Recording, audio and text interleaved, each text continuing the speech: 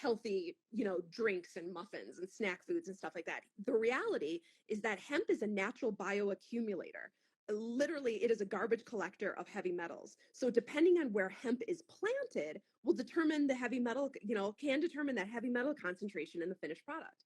In fact, military installations intentionally plant hemp plants in order to suck up all of those remnants of, artillery leftovers in military installations. So I would say looking at those hemp-based ingredients is one. Another one, you guys probably saw it, amazing organization called As You Sow. They did an investigation several years ago looking at issues of cadmium contamination in chocolate and confectionery chocolate. And I saw that Consumer Reports just a couple months ago did that with chocolate as well. The reality is chocolate is inherently elevated when it comes to cadmium. But it's interesting because what I hear is that chocolate from South America has more amounts of cadmium than chocolate from Africa. So those are one of those two major kind of cultivars in geographies that produce the yummy cocoa plant. So along those lines, those are a few different ingredients that are of elevated risk. Other things that you'll see when if you kind of like read up on it, we already talked around things like rice and elevated amounts of arsenic. You'll read some things around root crops and root crops having elevated amounts of heavy metals.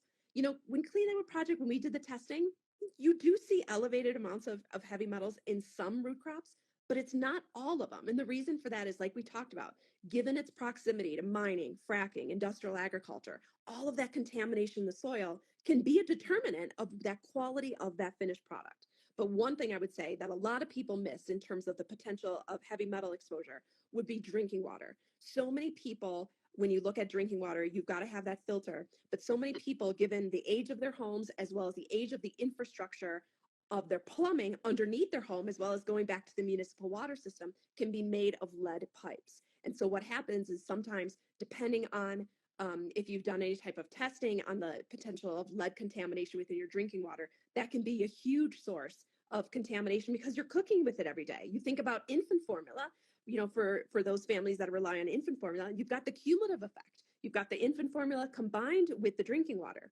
So if you actually go on the EPA website, they have a place where literally you can take a sample and get a free test for lead contamination within your drinking water. So Google it, check it out, because I would say that's such an easy way to go and minimize that lead exposure, because if you do live in a home that has older pipes, sometimes it can just be as easy as getting a filter to help minimize that exposure.